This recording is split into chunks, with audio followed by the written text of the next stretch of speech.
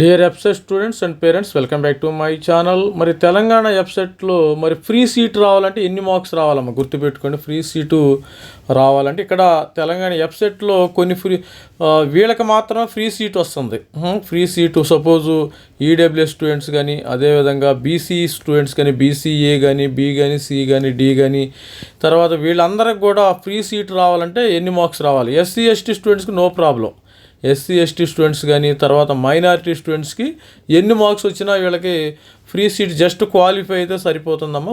వీళ్ళకి OBC, BCA, BCB, BCD students, EWS students వీళ్ళందరికీ కూడా ఫ్రీ సీట్ రావాలంటే మినిమం మార్క్స్ రావాలమ్మా. ఆ మార్క్స్ ఎన్నో ఈ వీడియోలో చూద్దాం. వీడియోని అయితే లైక్ చేయండి, షేర్ చేయండి, సబ్స్క్రైబ్ చేసుకోండి. ఇక్కడ ఫ్రీ సీట్ రావాలంటే మనకి ఎన్ని మార్క్స్ కావాలి?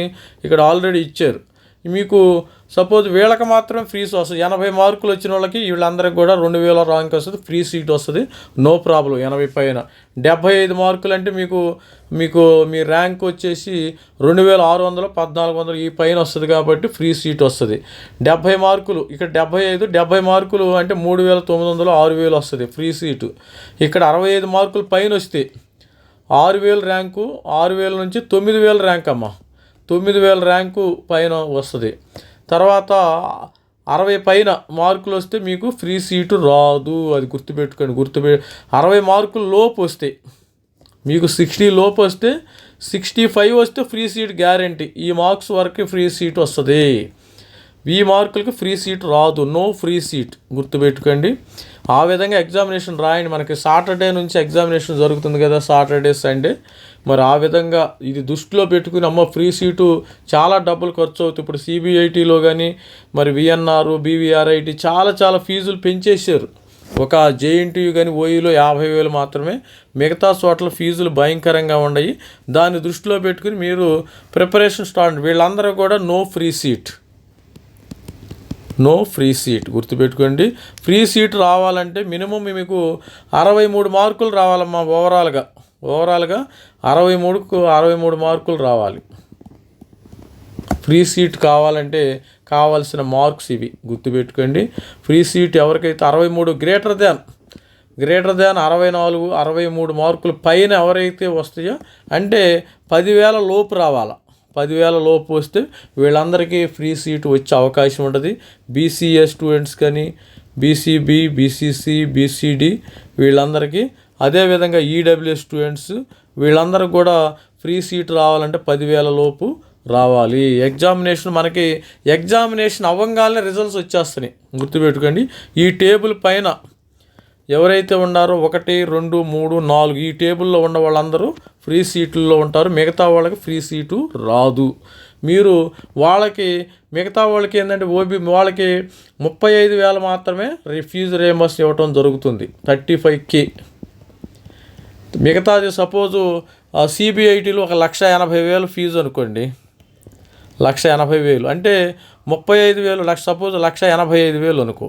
85,000 అంటే 35,000 నుంచి తీసివేస్తే మీరు మీ చేతిలో నుంచి, మీ జేబులో నుంచి 1,50,000 వరకు కట్టాలమ్మా, గుర్తుపెట్టుకోండి.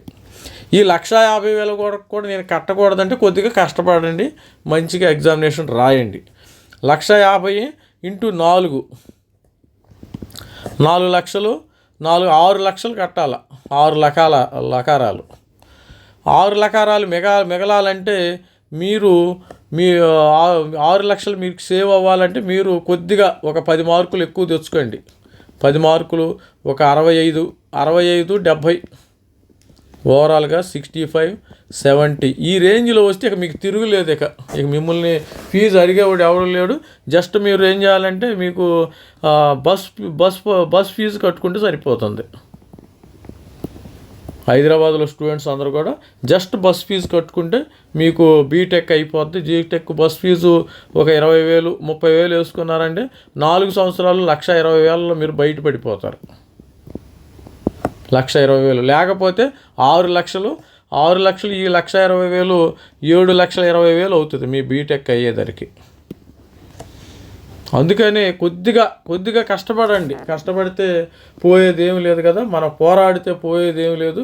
బానిస సంఖ్యల తప్పితే అని ఒక కవి అన్నట్టు కష్టపడితే మనకి పోయేది ఏమి లేదు. మీకు 0 ఫీజు వస్తారు మీకు. మరి ఇది స్టూడెంట్స్, మరి ఆల్ ది బెస్ట్ చెప్తున్నాను. ప్రతి ఒక్కళ్ళు ఛానల్ని అయితే సబ్స్క్రైబ్ చేయండి, లైక్ చేయండి.